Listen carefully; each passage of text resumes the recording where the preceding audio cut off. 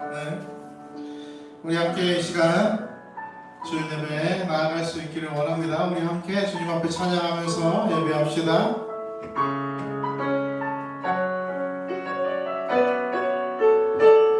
다 같이 함께 주님 큰 영광 받으소서. 주님 큰 영광 받으소서. 홀로 찬양 받으소서. 모든 이름 위에 뛰어난 그를 온 땅과 하늘이 다 찬양해. 겸손하게 우리 무릎 꿇고 주 이름 앞에 영광 돌리세. 모두 전하세 독생자 예수. 주님께 찬양 드리리. 모든 영광과 존귀와 능력 받으소서. 받으소서. 영광과 존귀와 능력 받으소서. 받으소서. 그리스도 살아계신 하나님. 함께 찬양합시다. 주님 큰 영광 받으소서. 홀로 찬양 받으소서. 모든 이름 위에 뛰어난 그를 온 땅과 하늘이 다 찬양해. 겸손하게 우리 무릎 꿇고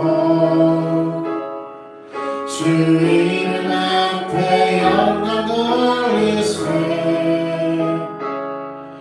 모두 전하세 독생자 예수. 주님께 찬양 드리리. 모든 영광과 존귀와 능력 받으소서. 받으소서.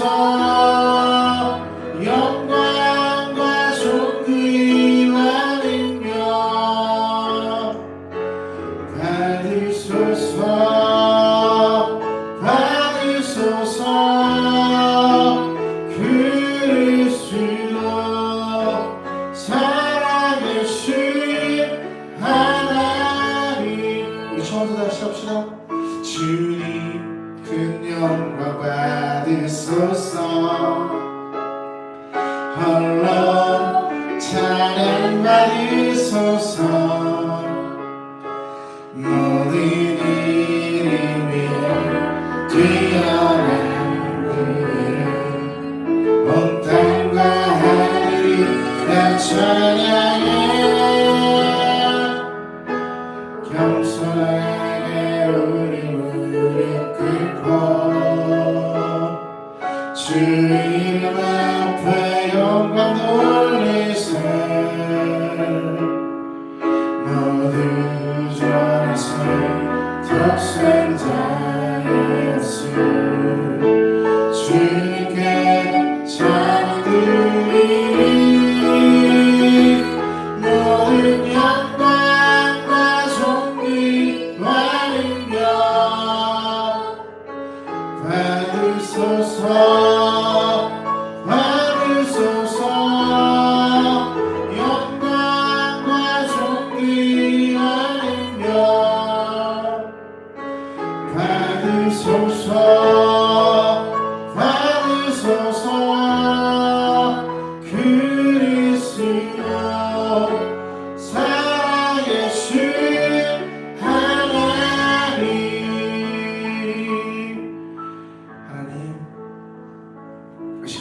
주님을 바라봅니다. 하나님 말씀에 의지하기를 원합니다. 주의 말씀을 듣기를 원합니다. 주의 음성을 듣기를 원합니다. 전능하신 하나님의 뜻을 따르기를 원합니다. 우리가 주님께 나아가기를 원합니다. 이 시간 주장하시고 함께하여 주시옵소서. 온전히 드려질 수 있도록, 하나님께 집중될 수 있도록, 주의 음성을 들을 수 있도록 허락하여 주시옵소서.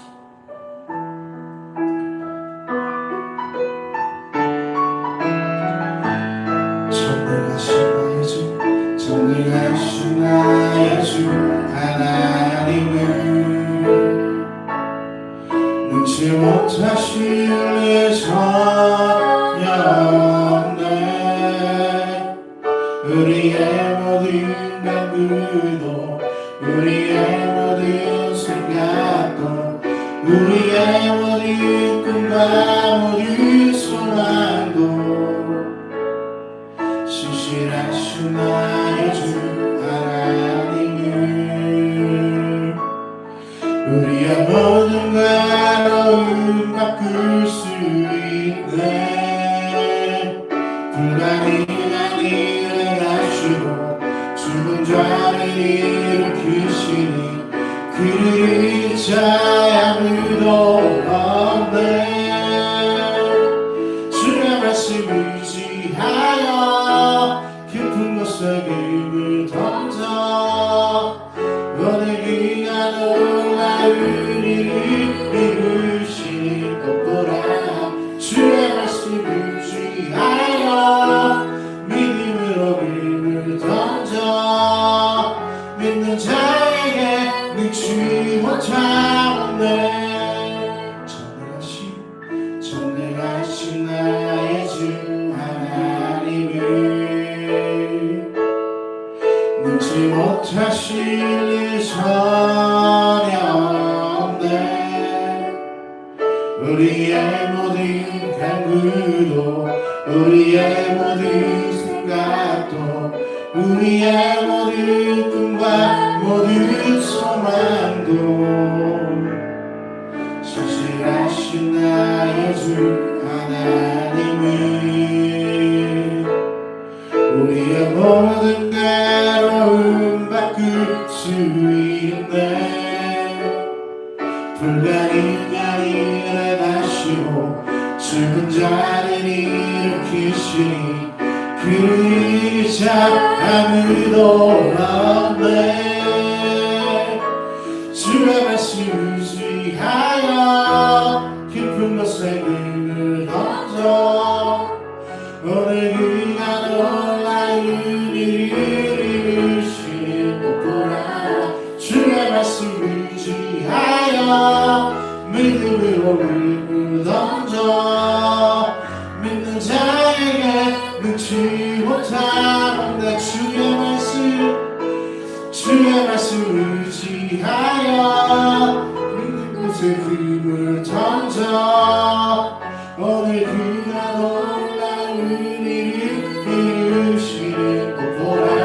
주의 말씀 의지하여 믿음으로 힘을 던져 믿는 자에게 능치 못한 주의 말씀 의지하여 깊은 곳에 힘을 던져 오늘 그가 놀라운 일을 이루시는 것 보라. 주의 말씀 의지하여 믿음으로 힘을 던져 믿는 자에게 능치 못하는데 믿는 자에게 능치 못하는 믿는 자에게 능치 못하네. 하나님 감사합니다. 거룩한 주일 앞에 서게 하시고 말씀을 들을 수 있도록 주의 말씀 의지하게 하심에 감사합니다. 이 시간 함께하여 주시고 주의 은혜를 우리에게 허락해 주시옵소서.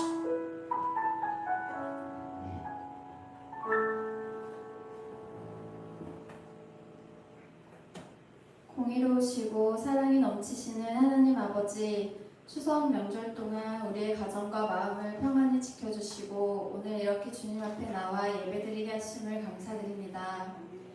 보이지 않는 곳에서 저희를 보호하시며 우리에게 쉼과 회복의 은혜를 허락하신 주님, 오늘도 주님의 말씀 앞에 우리의 마음과 정성을 올려드립니다. 주님 받아주시옵소서. 주실 그 말씀을 통해 우리가 세상의 방법이 아닌 하나님의 뜻과 말씀을 붙들고 살아가게 하시고 우리의 삶이 주님 안에서 흔들리지 않게 하시고 굳게 세워지는 반석이 되게 하여 주옵소서.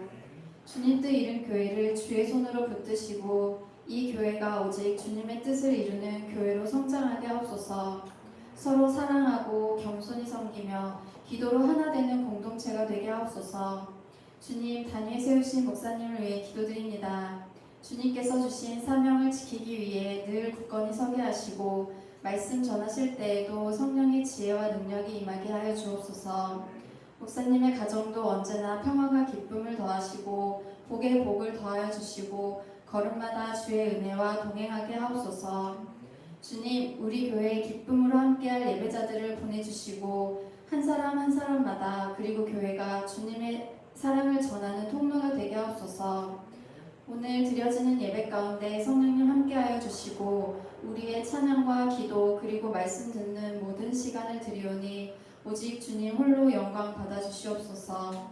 하나도 빠짐없이 오직 주님께 감사드리며 우리 주 예수 그리스도의 이름으로 기도드립니다. 아멘.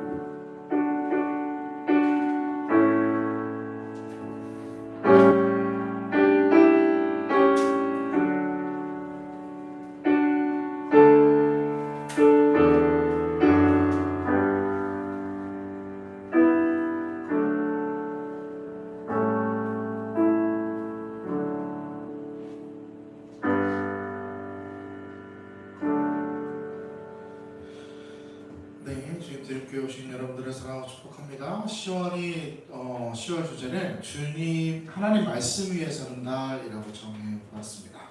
예배의 소중함을 늘 뿜는 성도가 되기를 소망하고요. 수요기도회 계속되고 자영팀 또 26일 예배 우리 캠페인 예배 지난번에 했던 거와 동일하게 이번에는 우리 그때 41번이 되면 39번 그러니까 31번 바로 뒤쪽에 있었던 데크예요. 39번 데크에서 우리 함께 예배할 수 있기를 원합니다. 그래서 가족, 친구, 연인 모두 초청해서 함께 예배할 수 있기를 원해요. 함께 와서 즐거운 시간 가지고 함께 교제할 수 있는 시간을 가지기를 원합니다. 네, 뭐 짐이 늘었네. 뭐 요즘 가방 들고 다니네. 네. 그래서 10월 26일에는 뭐 한다고요? 캠핑 예배 시민의 숲 야영장의 39번 데크에서 가족, 친구, 연인 혹시 보고 계신 누구든지 오셔도 괜찮습니다. 11시에 드립니다. 우리가 10시 30분이었나요? 근데 시간은 동일하게 해야 되겠죠? 11시에 드립니다. 모이는 거는 10시 30분에 모여도 좋습니다. 그래서 11시에 예배하고 간단하게 예배하고 또 삼겹살, 목살 이렇게 고기 구워 먹고 닭발도 구워 먹고 그날은 이렇게 구워 먹고 우리 딸이 너무 좋아해서 구워 드리려고 합니다. 왜냐면 입이 지금 나와 있기 때문에 그거라도 풀어 드리려고 하니까요. 아무튼 그렇게 해서 재미있게 하고요. 또 즐거운 또 교제 시간도 가져서 선물도 증정해드리고 또 그런 시간을 가지고 그날은 뭐 누구 한 명 데리고 오면 선물도 더 주고 이런 것도 한번 해볼까 합니다. 그래서 지나가는 아무 사람이나 데려가도 저희가 선물을 지나가는 남자 막 데려가고도 선물을 드리고 거기 있는 사람이면 안 됩니다. 지나가다가 같이 온 사람 거기 있는 사람이면 안 되니까 그렇게 해보려고 합니다. 성경 읽기에 동참해 주시고 오늘 점심은 닭도리탕이에요. 열심히 만들었으니까 맛있게 드셔주시면 감사하겠습니다. 10월 11월 함께 밥 먹자. 우리 이제 따뜻한 거 음식 먹을 때가 됐죠. 그래서 뭐 먹고 싶은 거 있는 사람은 한번 이렇게 적어주시면 달력에다 적어주시면 그날 우리 함께 맛있는 밥 먹는 시간 가지도록 하겠습니다. 이번 주 토요일날 누구 생일이야? 내 생일이네. 축하하고 축복합니다.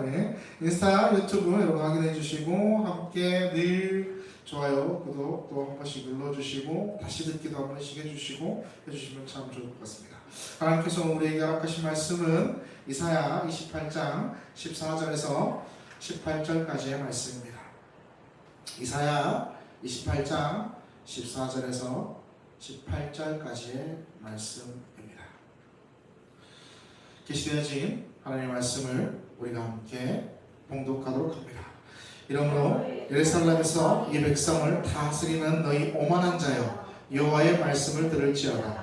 너희가 말하기를 우리는 사망과 언약하였고 스올과 맹약하였은즉 넘치는 재앙이 밀려올지라도 우리에게 미치지 못하리니 우리는 거짓을 우리의 피난처로 삼았고 허위 아래에 우리를 숨겼음이라 하는도다. 그러므로 주 여호와께서 이같이 이르시되 보라, 내가 한 돌을 시온에 두어 기초를 삼았노니 곧 시험한 돌이요 귀하고 견고한 기초돌이라. 그것을 믿는 이는 다급하게 되지 아니하리로다. 나는 정의를 측량줄로 삼고 공의를 저울추로 삼았으니 우박이 거짓의 피난처를 소탕하며 물이 그 숨은 곳에 넘칠 것인즉 너희가 사망과 더불어 세운 언약이 패하며 수월과 더불어 맺은 언약이 서지 못하여 넘치는 재앙이 밀려올 때에 너희가 그것에게 밟힘을 당할 것이라. 아멘. 기도합시다. 하나님, 이 시간에 우리의 고백과 함께 우리의 마음을 드리며 우리의 물질을 올려드립니다. 주님께서 그 손길을 받으시고 하나님 앞에 상달되어지는 예물이 될 수 있도록 하나님 허락해 주시옵소서. 축복하여 주시고 더하여 주실 줄 믿습니다. 우리의 삶의 모든 걸음들이 하나님의 더하심과 함께 하심으로 넉넉함이 있게 도와주시옵소서. 부족한 우리의 모습 가운데 우리의 믿음의 고백으로 올려드리는 예물이 기쁨이 되게 하시고 감사가 되게 하셔서 하나님 앞에 올려드리는 이것으로 인하여 우리의 모든 것들이 축복되어지는, 넉넉하게 되어지는, 더하여지는 은혜가 있을 수 있도록 허락해 주시옵소서. 11조의 예물, 감사의 예물, 주정주일 예물, 선교의 예물, 그 어떠한 예물의 제목을 올려드리며 기도의 제목도 올려드릴 때 하나님 응답하시고 함께하여 주시옵소서. 받으실 줄 믿고 도하실 줄 믿으며 살아계신 예수님의 이름으로 기도드립니다. 아멘. 샬롬. 갑자기 샬롬이라고 하니까 이상해요? 샬롬. 예. 하나님께서 오늘 우리에게 이사야의 말씀을 주셨는데 우리가 이사야를 한 번씩 봐요. 그래서 제가 이사야의 말씀을 참 좋아하기도 하고 이사야 말씀이 늘 이렇게 꽂히기도 하고 막 그래가지고 이사야 말씀을 한 번씩 보는데 얼마 전에 2년 전에 모든 종교인들에게 이렇게 질문을 했어요.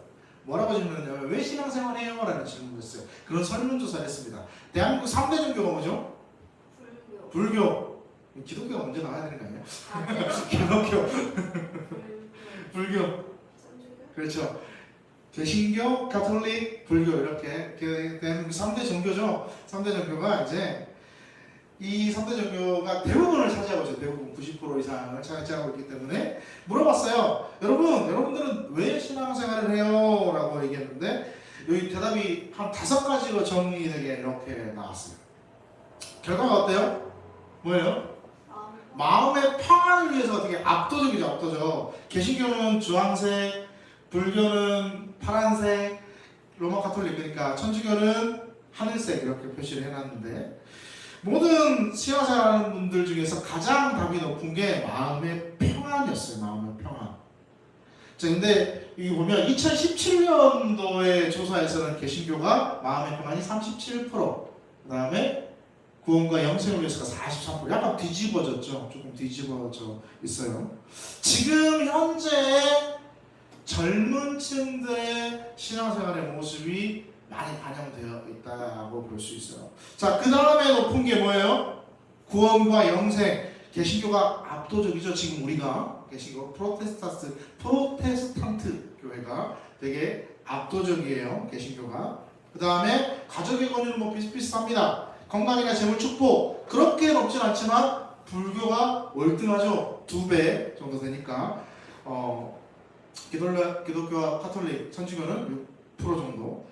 친교는 다 낮아요. 근데 그나마 개신교가 높고, 그렇죠?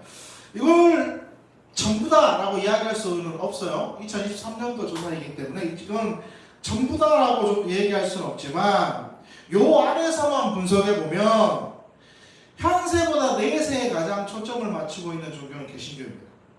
그렇죠? 왜냐하면 구원과 영생에 대한 비율이 월등히 높죠. 사실 이게 43%였어요. 2017년도에 좀 뒤집어져서 그렇지. 그 다음에 불교 3%, 천주교 7%. 네. 이걸로 보면 불교와 카톨릭, 천주교는 뭐에 초점을 맞추고 있어요? 지금에 초점을 맞추고 있어요. 개신교가 먼저 마음의 평안 분명히 존재하지만 구원과 영생이 36%로 압도적으로 높게 나와 있습니다.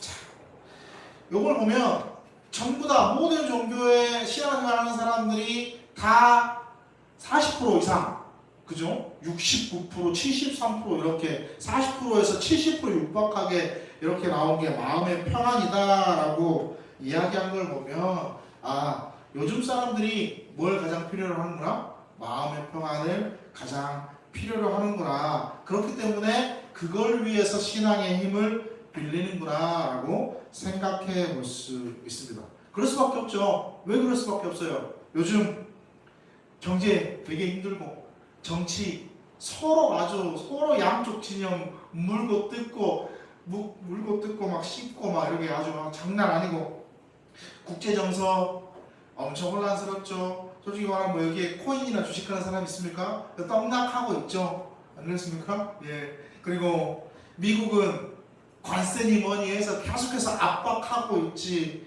전쟁은 여기에서도 저기에서도 일어나고 있지. 이렇게 막 불안하니까 불안한 세대를 살다 보니까 어때요? 마음의 평안이 되게 간절히 필요한 것 같다라는 그러한 생각이 들어요. 우리는 늘 불안함을 가지고 살아갑니다. 모든 삶에 있어서 우리는 불안해요. 그러면 오늘 이 불안의 문제를 우리가 어떻게 해결할 건가? 오늘 말씀을 통해서 우리가 얻을 수 있는 평안, 그러니까 우리는 무엇을 얻어요? 잠깐 있다가 할 평안이 아니라 영원한 평안에 대해서 우리는 이야기하는데 영원토록 우리를 지켜줄 그 평안 우리가 한번 살펴보고 말씀을 나눠보려고 합니다. 오늘 본문이 이사야예요. 사실 이사야서가 쉽지 않은 책입니다. 어려워요. 또 겁나 길어. 66장이다. 66장. 구약에서 제일 긴 성경이 어딜까요? 땡. 땡. 그렇지. 시편입니다. 시편 150편까지 있잖아. 제일 많은 분량을 차지하는 게 시편인데 그 다음에 긴 분량이 바로 이사야입니다.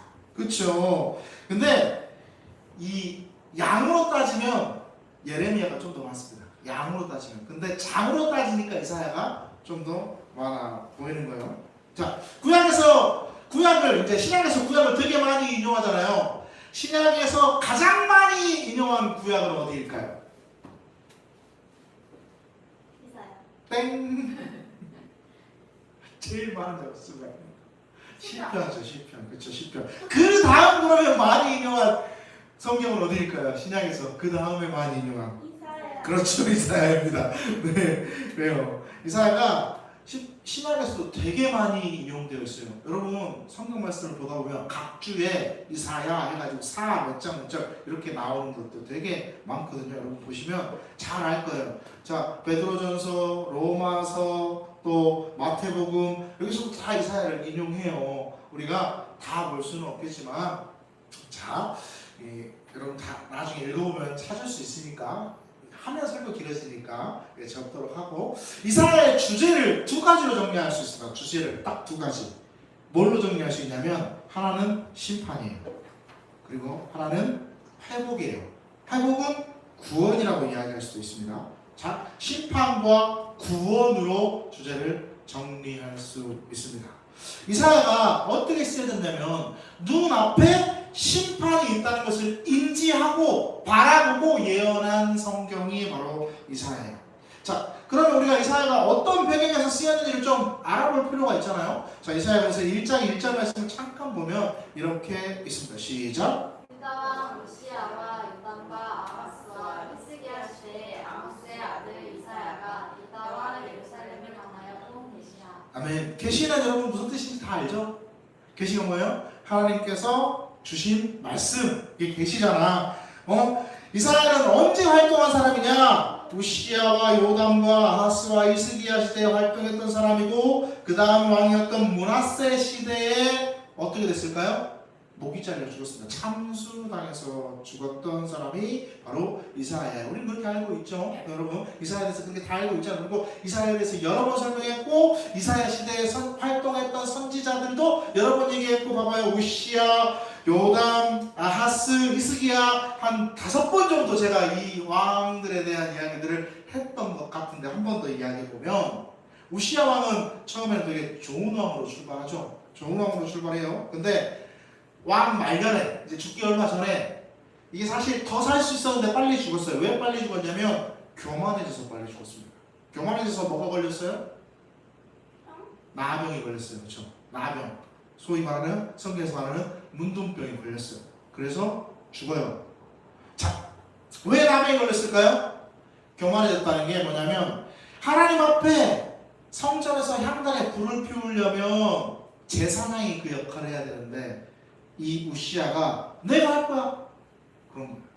그러니까 제사장이 막 말려요. 왕이 그러면 안 돼요. 이러시면 아니 되옵니다. 막 이렇게 막 말린단 말이에요. 그러니까 왕이 뭐라 그래?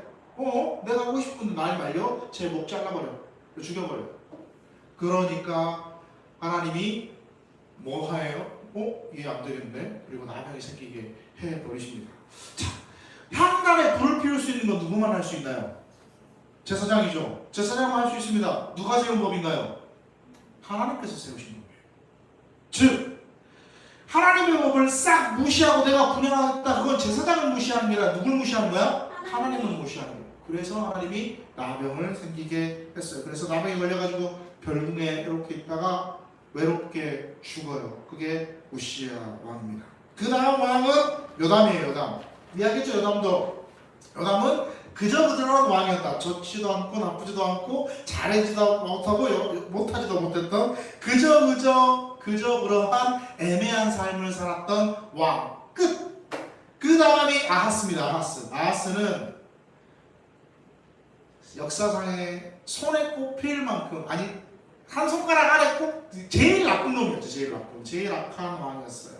남유다를 어떻게 했습니까? 우상 백화점으로 만들어버린 왕이에요. 전 세계의 우상을 싹 끌어다가 와요. 싹 끌어와가지고 다 펼쳐놓고 원하는 우상을 섬겨라, 이런 왕이었단 말이에요. 아하스가 나쁜 일을 겁나 많이 했는데 그 중에 제일 나쁜 일은 뭐였을까요? 아하스가 몰렉이라는 우상을 데려와가지고 섬겼는데, 몰렉이라는 신이 재물을 불에 태웁니다. 재물을 불에 태우는데 그 재물이 누구야만 했을까? 사람이었어. 그래서 사람을 불에 태워서 제사를 드려요. 근데 아하스가 뭐 했을까? 지 아들들을 불에 태워서 제사를 드립니다. 미친놈이죠. 소위 말하는 정신병자 돌아야지, 우리가 생각하는. 어떻게 그럴 수가 있어요? 이 아하스가 나라를 다스리면서 나라가 완전히 바닥을 쳐요. 바닥을 곤두박질 치고 소망이 사라져 버렸습니다. 근데 아하스가 왜 이렇게 했을까라는 생각을 한번 해보게 됐어요. 왜 그랬을까? 아무리 그래 자기 자식을 불에 태울 정도로 왜 그랬을까라고 생각을 해보니까, 이 당시에 세상이 너무나 힘들었거든. 너무나 어려운 상황이었어.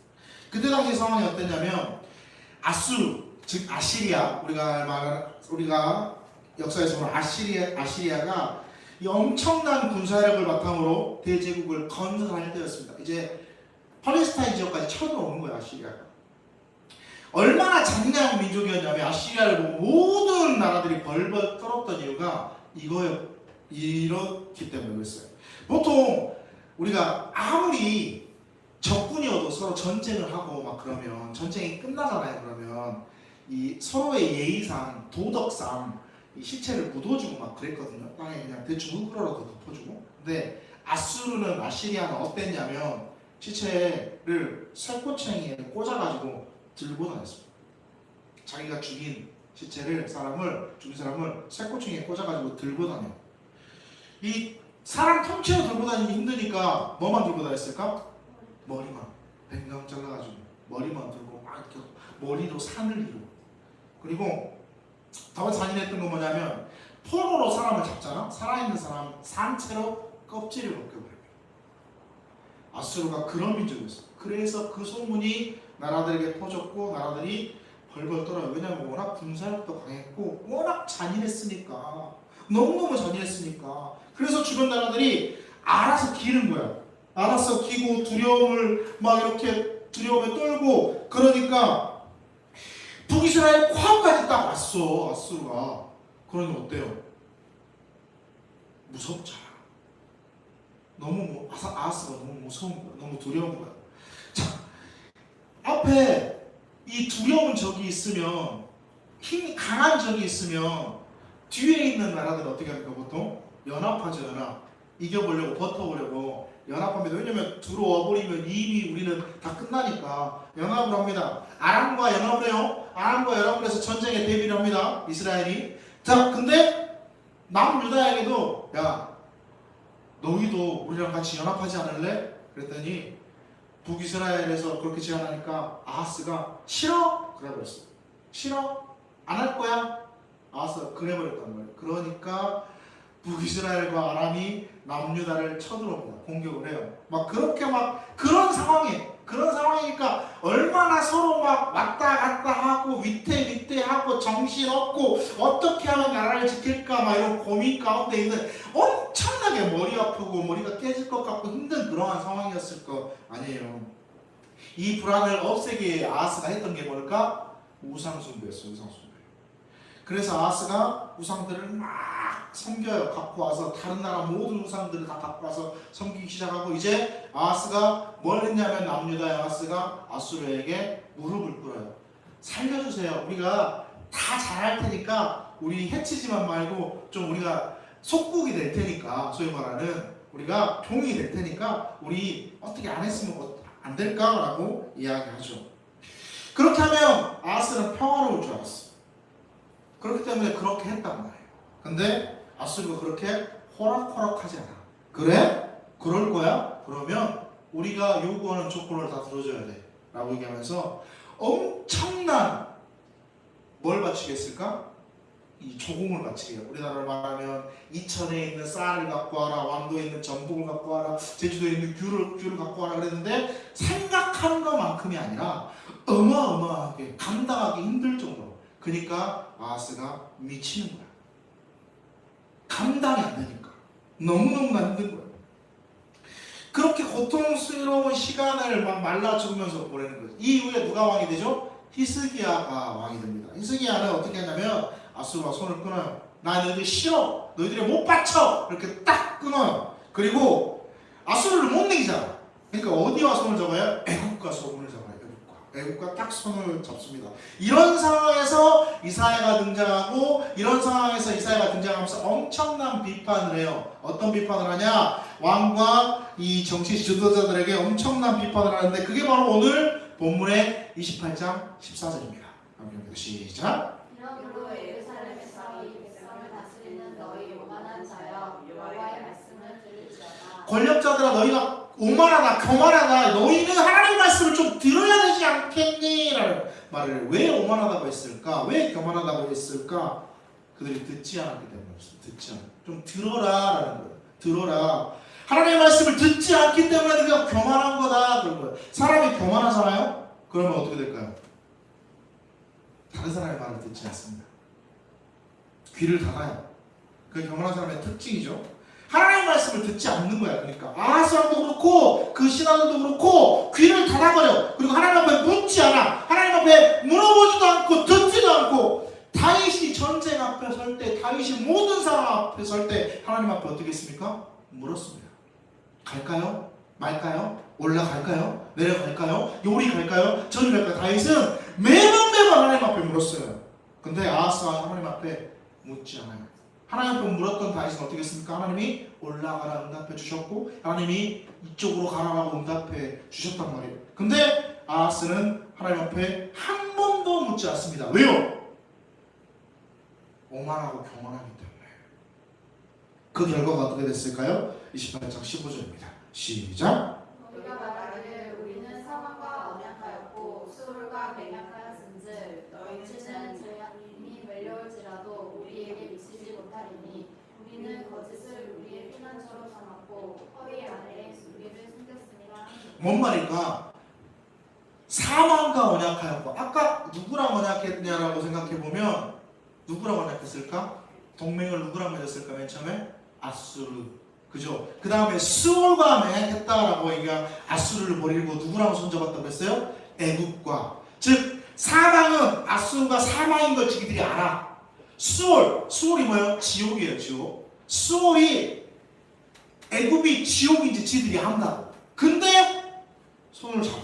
그리고 재앙이 밀려와. 근데 뭐라 그래? 재앙이 밀려오는지 알아. 근데 뭐라 그래? 우리에게 미치지 않을 거야 라고 뭐 한다고 했어요? 거짓으로 우리의 피난처를 삼았다고 했어요. 즉 백성들 앞에는 거짓말하는 거야. 우리 괜찮을 거야. 허위 아래에 우리를 숨겨. 백성들 앞에 괜찮을 거라고 거짓말하고 거짓말해. 그래서 이사야가 뭐라고 얘기하냐면 이사야 30장 1절에서 2절에 이렇게 이야기합니다. 시작. 여호와께서 이르시되 빼앗간 자식들은 화 있을진저 그들이 개교를 베푸나 나로 말미암지 아니하며 맹약을 맺으나 나의 영으로 말미암지 아니하고 죄의 죄를 더하도다. 그들이 바로의 세력 안에서 스스로 강하려 하며 애굽에 그들을 피하려 하여 애굽으로 내려갔을 나의 입에 묻지 아니하였도다. 아멘. 뭐라고 얘기해요? 왜 하나님 앞에 안 물었냐라고 해요. 하나님 앞에 물었어야지. 너희들 화 있을 거야. 왜? 나로 마음지 않았거든.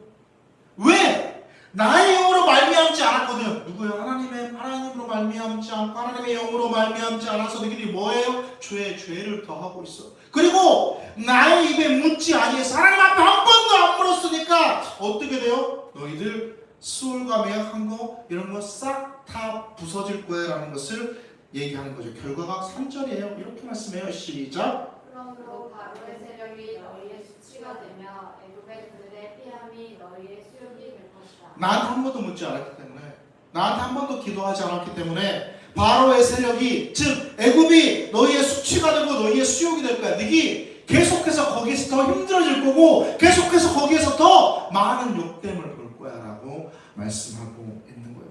아수르가 위협하는 거 맞아요. 강력하잖아, 힘들잖아, 무섭잖아, 벌벌 떨잖아. 애굽이 옆에서 쳐들어오고 또 압력을 가하는 거 맞아. 힘들어. 전쟁을 하지 않고 화친을 맺는 거, 동맹을 맺는 거 좋다고. 너무너무 좋아. 근데 그 전에 뭘 해야 됩니까? 그렇죠. 하나님 앞에 물어야 되죠. 하나님 앞에 묻지 않았다는 거예요. 기도하지 않았어요. 질문하지 않았어요. 하나님의 뜻을 구하지 않았어요. 한 번도. 아스는 어떻게 해야 됐습니까? 하나님 앞에 물었어야 되고 귀를 열고 하나님의 음성을 들으려 했어요. 모든 불안의 해결책은 귀를 열고 듣는 것으로부터 시작됩니다. 하나님께 기도하는 것으로부터 시작돼요. 거기서부터 불안을 해결할 수 있는 그 해결책이 우리에게 나와요. 이스라엘 역사에 있어서 가장 지혜로웠다고 생각하는 왕이 여겨지는 왕이 누구죠? 그죠, 솔로몬이죠. 솔로몬은 아하스와 완전히 정반대였어요. 솔로몬이 왕이 되자마자 뭐부터 했습니까? 지난주에 봤던 거? 뭐 했습니까? 그쵸, 1,000번째부터 드렸습니다. 1,000번째. 1,000번째는 우리가 뭐라고 생각해요? 1,000번째를 여러분 어떻게 드려야 된다고 생각합니까? 1,000번 어떻게 해요? 어떻게 1,000번을 드리는 거예요? 1,000번째는 우리가 뭐 보통 1,000번째 하면 우리가 생각하는 1,000번의 예배, 그러니까 이번 주, 다음 주, 오늘, 내일 해서 이렇게 1,000번 이어진다고 생각하는데, 원래 솔로몬의 1,000번째는 그날 이루어져요. 하루아침에 1,000번을 예배하는 거예요. 하루아침에 1,000번. 하루아침에 1,000번의 제사를 드린 게 그게 1,000번째. 진짜 1,000번째. 뭐냐면 1,000개의 예물이 중요한 게 아니야. 1,000개를 한꺼번에 드리는 게 중요한 게 아니라 1,000번째 진정한 뜻이 뭐냐면 내가 할 수 있는 모든 것들을 그 시간에 쏟는 제물을 솔로몬이 직접 잡아야 돼. 제물을 드릴 때 제물을 누가 잡냐면 본인이 잡습니다. 제물을 드린 사람이. 제사장이 제물 잡는 게 아니에요. 본인이 잡아서 그 소를 잡는다 그러면 1000마리를 내가 다 잡아야 돼. 어떨까요? 소 잡다가 뒤지는 거예요. 얼마나 힘들겠어요. 1000마리의 소의 피를 내가 다 뒤집어 써야 돼. 계속해서 그게 1000번째의 진정한 의미예요. 뭐예요? 내가 할 수 있는 모든 것으로 예배한다는 거예요. 한마디로 말하면 영과 진리로 하나님 앞에 진짜 예배하는 거. 그게 1000번째의 진정한 의미예요. 1000번 나가서 이렇게 매번 드리는 게 아니라 모든 것들을 다 쏟아내서 하나님 앞에 올려드리는 그게 진짜 예배예요. 그러니까 하나님이 그렇게 예배하니까 솔로몬의 꿈에 나타나셨습니다. 그래서 하나님 물어보죠. 내가 너에게 뭘 줄까? 라고 얘기해요. 그러니까 솔로몬이 대답해요. 뭐라고 얘기했습니까? 우리가 다 알고 있는 지혜. 정확하게 뭡니까? 구원이라서 3절부터 시작. 누가 주의 이 많은 백성을 재판할 수 있사오리까? 듣는 마음을 주께 주사 주의 백성을 재판하여 선악을 분별하게 하옵소서. 지혜. 이게 뭐로 예전에는 개혁 한글에는 지혜로 번역되어 있고 지금 개혁 개정에는 이렇게 번역되어 있죠. 듣는 마음을 주세요. 듣는 마음. 하나님 앞에 이렇게 기도한 거예요. 하나님, 제가 듣는 마음이 있게 해주세요. 귀를 열게 해주세요. 듣는 사람이 지혜로운 사람인 거예요. 뭘 들어요? 세상에 수많은 소리, 다른 사람의 여러 가지 의견들, 물론 그것도 들어야 되겠지만 제일 먼저 들어야 할 건 뭡니까? 그렇죠? 제일 먼저 들어야 되는 건 하나님의 말씀에 귀를 기울이는 거예요. 하나님의 음성에 귀를 기울이는 거예요. 그게 뭐다? 지혜다. 지혜는 하나님의 말씀을 듣는 것입니다. 그게 가장 지혜로운 거. 솔로몬은 그걸 달라고 했어요. 하나님의 말씀을 들을 수 있게 듣는 마음, 그리고 백성들의 마음을 들을 수 있게 그 듣는 마음을 저에게 주세요. 하나님의 말씀을 통하여, 내게 들려주시는 그 음성을 통하여, 내게 말씀하시는 그 말씀을 통하여 내가 분별할 수 있도록 하리. 그렇게 들을 수 있게 해주세요 라는 기도를 드렸죠. 그러니까 잠언에서는 뭐라 그래요? 여호와를 경외하는 것이 지식의 근본이라고 하죠. 하나님을 예배하는 것, 근본이에요. 그리고 하나님의 말씀을 듣는 것, 주님을 경외하고 하나님의 음성에 귀를 기울이고 그 말씀대로 살아가려고 노력하고, 그게 바로 뭐예요? 지혜로운 삶인 거죠. 그러니까 아스도 어떻게 했어야 돼요? 이렇게 했어야 되거든. 사실 화친을 맺고 손 잡고 좋아, 좋다고요. 전쟁 안 하는 거 좋다고. 나라를 지키는 거잖아. 그것도 그렇게 해서라도 나라를 지킬 수 있으면 좋아요. 근데 그거 하기 전에 뭐부터 했어야 돼? 하나님 앞에 물어봐야지. 하나님 앞에 물어봐야 돼. 하나님이 안 물어보니까 뭐라고요? 들어라, 좀 들어라 라고 이사야를 통해서 말씀하시는 거죠. 왜 묻지 않고, 왜 나로 말미암지 않고, 왜 네 마음대로 행하니? 라고 하나님께서 그렇게 얘기하시는 거예요. 그래서 이사야가 외쳐요. 하나님의 말씀을 들어야지, 하나님 앞에 물어야지, 하나님의 뜻을 기다려야지. 오늘 본문에서 그걸 이렇게 표현했습니다. 28장 16절입니다. 시작. 그러므로 주 여호와께서 이같이 이르시되, 보라, 내가 한 돌을 시온에 두어 기초를 삼았노니 곧 시험한 돌이요 귀하고 견고한 기초돌이라. 그것을 믿는 이는 다급하게 되지 아니하리로다. 시온은 예루살렘 성을 얘기하고 이스라엘을 대표할 수 있습니다. 그죠? 우리가 찬양에도 시온 이야기가 많이 나오죠. 이 나라를 어디에 세웠대요? 한 돌 위에 세웠다. 즉 이스라엘을 한 돌 위에 세웠어요. 내가 기초로 삼았다. 근데 그 돌이 어떤 돌이다? 시험한 돌이다. 시험한 돌이란 말은 이미 검증되었다는 뜻이잖아요. 이미 여러 번 내가 해봤다, 검증되었다는 게, 그러니까 견고하고 확실하고 든든하고 절대 쓰러지지 않는 돌 위에 내가 세웠다. 귀하고 견고한 기초돌이다. 이 돌이 누구냐? 그렇죠? 이 돌을 여기서는 예수 그리스도라고 이야기하지 않지만 신약에 가면 예수 그리스도라고 이야기하는데, 이따가 그걸 보고, 그러면 그 기초들을 의지하면 어떻게 된다? 다급하지 않게 된다. 다급하지 않게 된다는 건 무슨 뜻일까요? 우리가 뭔가 분주하고 불안하면 뭐든지 잘 안 돼. 말했잖아. 갑자기 갑자기 당황하는 일이 생기면 핸드폰 들면서 야 119가 몇 번이지 하고 물어본다고 그랬잖아. 그런 것처럼 우리 안에 어제 뚜껑 들고 내 뚜껑이 어딨냐 찾고 있는 것처럼. 119가 119인데. 그러니까 119 야 전화번호 물어보려면 114에 전화해야 되잖아. 뭔가 물어보려면 114에 전화해서 114가 몇 번인지 물어보라고 하잖아. 그런 거죠. 당황하게 돼. 그렇다니까. 근데 기초다를 의지하면 어떻게 돼요? 다급하지 않게 돼요. 즉 불안하지 않게 되고 불안에 떨지 않게 되고 어떠한 문제든지 든든히 이겨낼 수 있는 그러한 상황이 된다. 그러니까 뭐 해야? 뭐 하라고? 귀를 열고 들으라고. 하나님의 말씀을 좀 하나님 앞에 좀 물어보라고. 그리고 귀하고 견고한 그 기초돌 위에 서 있으라고. 그러면 된다고 얘기해요. 그러면 어떻게 되는데요? 28장 17절에서 18절 이렇게 해요. 시작. 나는 정의를 측량줄로 삼고 공의를 저울줄로 삼으니 우박이 거짓의 피난처를 소탕하며 물이 그 숨는 곳에 넘칠 것인즉 너희가 사망과 더불어 세운 언약이 패하며 수월과 더불어 맺은 맹약이 서지 못하여 넘치는 재앙이 밀려올 때에 너희가 그것에게 발림을 당할 것이다.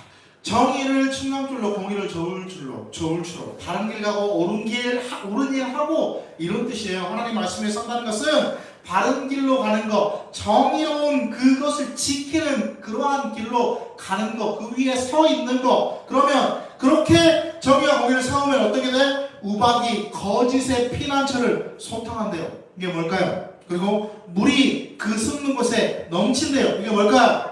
우리 출애굽의 내용을 기억하면 됩니다. 출애굽의 10가지의 제한 중에 무슨 제한이 있었죠? 우박 제한이 있었어요. 이 우박을 떠올리게 하는 거예요. 그리고 홍해를 건널 때 물이 갈라지면서 거기를 건넜는데 그 다음 애국 군대는 어떻게 돼요? 그 물 안에 덮쳐지게 되는 거예요. 이것을 연상하게 말씀해 놓은 거예요. 이사야서. 자, 그리고 너희는 사망과 더불어 세운 언약이 패하게 될 것이다. 사망 아까 누구였어요? 아수르였죠. 아수르. 사망과 더불어 맺은 언약, 아수르, 애굽 이런 것들하고 맺은 언약들이 다 패하게 될 거예요. 하나님의 말씀대로 하지 않은 거, 하나님 앞에 물어보지 않은 거, 내가 다 심판하고 몰살할 거야 라는 거. 심판을 이야기하는 거예요. 심판. 그렇죠. 근데 왜 심판이 필요해요? 우리에게도 심판이 필요한데 왜 필요할까요? 다시금 새롭게 하시려면 우리가 잘못했던 거, 우리가 저질렀던 거, 하나님을 의지하지 않았던 거, 애굽을 의지하고 아수르를 의지했던 거, 하나님을 모른 척했던 거, 이런 것들 하나님으로부터 회복하게 하려고 하나님이 심판하시는 거예요. 그러니까 심판이 구원인 거예요. 이게 이사야의 주제인 거예요. 심판과 구원. 이런 상황에서 이사야가 뭐라고 외치냐면, 그러니까 제발 좀 하나님의 말씀을 좀 듣고 다른 거 의지하지 말고 견고한 기초돌 위에서 하나님의 말씀을 좀 들어라. 하나님께 좀 의지해라. 이사야가 그렇게 강력하게 주장하는 거죠. 지금 우리말로 하면 뭐예요? 예배 잘 드리고 좀 기도 좀 하고 그런 거예요.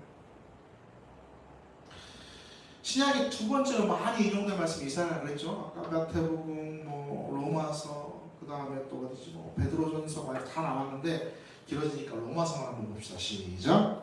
그런즉 우리가 무슨 말을 하리요? 의를 따르지 아니한 이방인들이 의를 얻었으니 곧 믿음에서 난 의로 그의 법을 따라간 이스라엘은 율법에 이르지 못하였으니 어찌 그러하냐? 이는 그들이 믿음을 의지하지 않고 행위를 의지하니라. 노래를 붙였느니라. 기록된 바 바라네가 걸림론과 걸림치는 바인을 시온에 두고 그를 믿는 자는 부끄러움을 당하지 아니하리라 함과 같으니라. 아멘. 율법을 지킬 수 있어야 하죠. 근데 우리 거의 불가능하죠. 그 모든 율법을 다 지킨다는 건 불가능합니다. 근데 그 율법만 생각하는 이 유대인들은 얻지 못했대요. 믿음의 의를. 근데 이방인들은 어때요? 믿음의 의를. 왜? 이방인은 믿음으로, 예수님을 믿음으로 그렇게 나아가기 때문에 내가 온전하지 못하지만, 내가 다 하지 못하지만, 이렇게 완전하지 못하지만 주님이 나의 구주임을 나는 믿으니, 나의 그 걸음을 주님이 인도하심을 믿으니 그렇게 나아간 거예요. 율법을 의지하니까 유대인들이 어떻게 됐냐면 32절에 뭐 했냐면 돌에 부딪혀요. 돌. 그 돌이 뭘까? 아까 이사야가 말했던 기초돌입니다. 자, 믿음을 의지한 사람 어떻게 됐냐? 33절에 믿는 자는 부끄러움을 당하지 않는다라고 있습니다. 아까 이사야에서는 뭐라고 얘기했어요? 다급하지 않게 된다를 바울은 이렇게 풀어놓은 거예요. 기초돌에 부딪혀, 예수 그리스도에게 부딪혀, 그러니까 안 믿어져. 그런데 믿음으로 나아가니까 뭐해? 부끄러움을 당하지 않아. 다급하게 되지 않아. 예수님 위에 서 있으니까, 예수님 안에 있으니까, 예수님의 말씀을 들으려 하니까, 예수님 앞에 물어보니까 그렇게 됐다는 걸 말씀하고 있는 거죠. 이 대기업에 다니는 MG 커플이 있었어요. 대기업에 다니는 MG 커플이 결혼을 둘이 하기로 사내 연애를 하다가 우리 결혼할래? 난 마음에 들고 너 마음에 들고 우리 결혼할래? 오케이 하면서 서로 그러면 결혼의 조건들을 써가지고 왔다. 쫙 A4 3장에. 그리고 변호사를 딱 찾았습니다. 변호사를 딱 찾아와가지고 공증을 받는 거죠. 공증을 받는 이런 것들을 써왔대요. 집값은 반반 부담한다. 가사도 반반 부담한다. 명절에 시댁을 먼저 갔으면 그 다음 명절에는 처가를 먼저 갔다. 뭐 이런 것들. 너무 좋은 것 같아, 그쵸? 그리고 결혼식 비용도 다 50% 부담한다. 그리고 가사는 누가 뭘 할 건지, 청소는 일주일에 한 번씩, 빨래와 화장실 청소와 분리수거와 이런 거는 남편이, 밥은 아내가, 설거지와 하고 아내가 뭐 이런 식으로 막 일목요연하게 A4 3장으로 쫙 해가지고 왔대요. 그리고 자녀는 결혼하고 나서 3년 있다가 신혼을 열심히 즐기고 가지는 걸로 합의를 보고, 또 출산하면 6개월은 아내가 먼저 출산 육아휴직을 쓰고 그 다음 6개월은 남편 육아휴직을 써서 그렇게 자녀를 키운단 말이야. 이렇게 깔끔하게 정리해가지고 A4 3장을 가지고 딱 변호사 앞에 와서 이걸 제출하면서 우리 결혼할 거니까 여기에 공증을 좀 해주십시오 라고 얘기했더니 변호사가 이렇게 딱 보다가 왜 돈 낭비하려고 그러세요? 라고 얘기해요. 아무리 애를 써도 분명히 이런 모든 삶에는 구멍과 변수가 생기기 마련인데, 그럼 하나만 물어볼게요. 몇 가지만 물어볼게요. 아이를 낳는다고 하셨는데, 하나만 낳는다고 하셨는데, 만약에 쌍둥이면 어떡하실 거예요? 그리고 만약에 아이를 하나만 낳는다고 하는데 만약에 임신이 안 되는 난임이면 어떻게 하실 거예요? 그 비용은 누가 지불하실 거예요? 아이가 태어났는데 아이가 아프면 그러면 누가 연차 월차를 쓰실 거예요? 자, 아이가 아파서 둘 중에 한 명이 직장을 그만둬야 되는 상황이라면 누가 그만두실 거예요?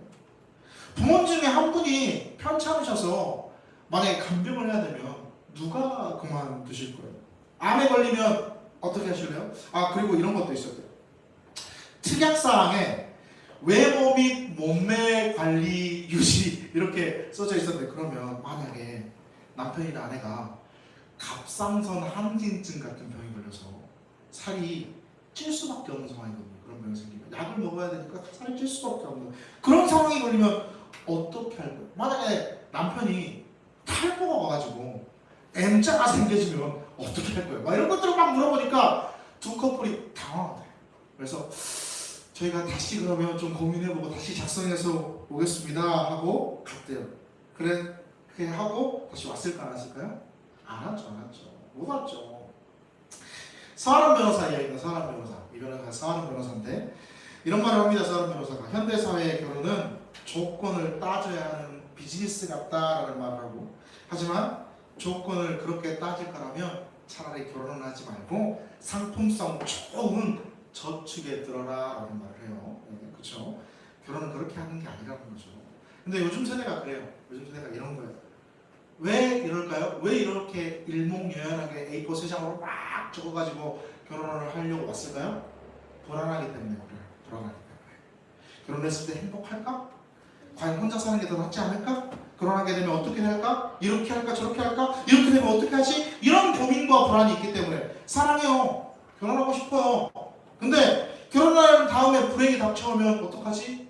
이런 마음. 얼마 전에 어떤 TV 프로그램을 보는데 결혼하지 않은 이유에 대해서 MZ 세대들에 대한 뭐 20대부터 30대 후반까지 40대 초반까지 MZ 세대들에 대한 결혼하지 않은 이유에 대해서 조사를 했는데 거기에 뭐라고 나오는지 아세요?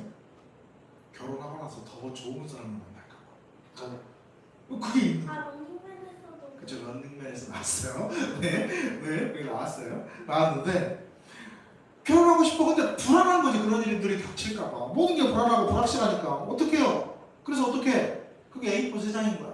나름 적어갖고 올 거야. 근데 그것만 가지고는 다 커버가 안 되는 거잖아요. 진짜 불안을 해소하려면 어떻게 해요? 이 결혼에 대한 진짜 불안을 해소하려면 어떻게 해야 되냐고. 우리 믿는 사람들이니까 먼저 뭐 해야 되겠습니까? 하나님 앞에 물어봐야지. 하나님, 결혼이 뭐예요? 해야 돼요? 말아야 돼요? 물어봐야지. 하나님이 분명히 답을 여러분이 안 해주실 거야. 안 해주실 거지만 물어야지. 그리고 내가 할 수 있는 일을 해야지. 결혼에 대한 책이라도 한번 읽어보고, 먼저 결혼한 선배들을 찾아가서 물어보고, 그리고 다른 말로 하면 뭐예요? 귀를 좀 열어야지. 그러니까 결혼에 대해서 들으려고 하는 노력을 해야죠. A4에만 적을 게 아니라. 단지 결혼하라는 생각해도 이래요. 근데 우리의 삶은 어떻습니까? 우리의 삶. 수많은 두려움, 수많은 문제, 수많은 어려움. 우리 간간히 이제 힘들어하는 거 5줄 남았어. 너무너무나 많이 있습니다. 수많은 불확실성 속에서, 수많은 문제 속에서 하나하나 대처하려면 우리가 할 수 있을까요? 불가능합니다. 하나하나 적어서 A4에 적어서 해결하려면 우리가 할 수 있을까? 불가능해요. 어떻게 해야 됩니까 그러면? 오려 가장 지혜로우신 하나님 앞에 물어봐야 되죠. 하나님, 제가 어떻게 해야 될까요? 하나님 앞에 기도해야죠. 그게 뭘까? 기초돌 위에 서는 거예요. 이사야가 말씀으로 그 말씀을 하는 거예요. 그 위에 서라. 제발. 그 위에 서면 뭐 해야 돼요? 물어봐야 돼. 들어야 돼. 하나님 앞에 내어놓아야 돼. 예수 잘 믿으라는 거예요. 예배 잘하라는 거예요. 성경 읽으라는 거예요. 하나님 앞에 기도하라는 거예요. 그러면 하나님이 뭐라고 하실 거라고? 알려주실 거라고 다윗에게 말씀하셨던 거죠. 한동안의 삶을 살아가면서 여러분, 나오신 여러분, 예배를 잘 드리는 여러분, 뭐 해야 됩니까? 모든 상황 가운데 우리는 물어보십시오. 하나님 앞에. 주님 앞에 물어보시고 주님이 가라는 대로 가십시오. 말씀이 없거든 기도하십시오. 기도하시면서 하나님의 음성을 들으려 하십시오. 그리고 계속 그렇게 물어보며 그 위에 서실 때 하나님 어떻게 하실까요? 응답해 주십니다. 직접적인 말로의 응답이 아니어도 상황과 여러 가지의 현실을 통해서. 그러면 하나님의 인도하심을 경험하게 되는 여러분이 될 겁니다. 이번 한 주간 그러한 삶을 살아내는, 하나님 앞에 묻고 하나님 앞에 듣고 그 위에 서 있는 그런 삶으로 나아가는 우리 신도 이름교회 모두 성도가 되기를 간절히 소망합니다. 기도합시다. 하나님 감사합니다. 예배할 수 있도록, 하나님 앞에 나아올 수 있도록, 들을 수 있도록 허락해 주셔서 감사합니다. 하나님 앞에 물을 수 있는 우리의 모습이 되기도 허락해 주시옵소서. 주의 음성 듣고 주의 뜻 따라 걸어가는, 말씀대로 살아가는 우리의 모습이 되게 하여 주시옵소서. 예수님의 이름으로 기도드립니다. 아멘. 우리 함께 일어나서 함께 찬양합시다.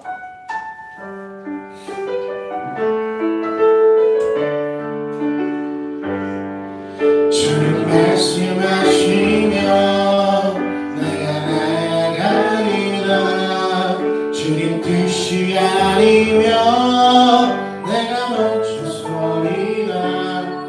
나의 가고 서는 것 주님 뜻에 있으니 어느 주님 나를 이끌소서. 주님 말씀하시면 내가 나아가리라.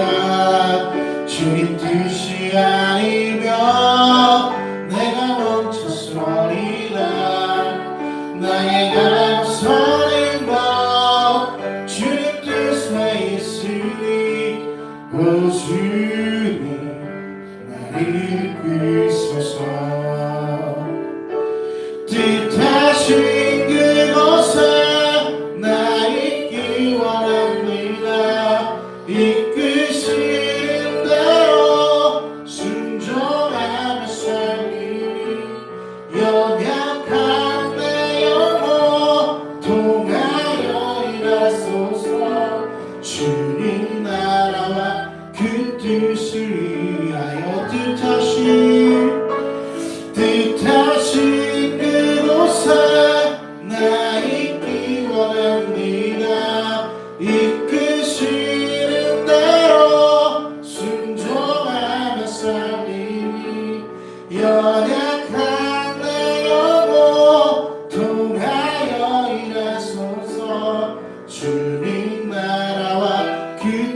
뜻을 위하여 뜻하신 그곳에 나 있기 원합니다. 이끄시는 대로 순종하며 삶이 연약한 내 영혼 통하여 일하소서. 주님 나라와 그 뜻을 위하여 주님 나를 이끄소서. 주님 나를 이끄소서. 주님 나를 이끄소서. 한 손은 머리 위에, 한 손은 우리 연약한 곳에 주님을 의지하며 함께 기도합니다. 전능하신 주님, 연약한 우리의 모든 곳에 하나님의 권능을 의지하며 우리의 손을 얹습니다. 주님 함께 친히 손 얹어주시고 치유해 주시고 깨끗게 하여 주시옵소서. 주님의 회복으로, 주님의 만지심으로, 주님의 치유하심으로 우리가 온전히 회복되어지며 감동케 되어지는 역사가 있게 하여 주시옵소서. 삶의 모든 문제를 먼저 주님 앞에 물어볼 수 있는 우리의 믿음이 되기를 원합니다. 또 우리의 귀를 열고 하나님의 음성을 듣기를 원합니다. 말씀하여 주시옵소서. 알려주시옵소서. 인도해 주시옵소서. 그래, 그 주님의 뜻을 따라 걸어가는 우리의 모습들이 되게 하여 주시고, A4세장으로 우리의 것들을 적는 것이 아니라 하나님 앞에 물어보며 주님의 뜻을 기리며 주님의 말씀 따라 살아가는 우리의 믿음으로 그렇게 서나아갈 수 있도록 주님 말씀하여 주시고 인도하여 주시옵소서. 우리 주님들교회 모든 성도들의 아픈 곳이, 연약한 곳이, 흔들리고 있는 곳이 주의 말씀으로, 주의 만지심으로 모든 것들이 회복될 줄 믿고 기도하오니, 또한 말씀으로 우리를 인도하여 주실 줄로 믿사오니, 우리의 귀를 열고 주님 앞에 물으며 나아갈 때 허락해 주시고 이끌어 주시고 인도하여 주시옵소서. 하나님 그 모든 것들을 부탁하오며 살아계신 예수님의 이름으로 기도드립니다. 아멘. 지금 누리고 주 예수 그리스도의 은혜와 하나님의 사랑하심과 성령님의 교통하심이 여기 있는 우리 모두 위에 이로부터 영원토록 함께 하시기를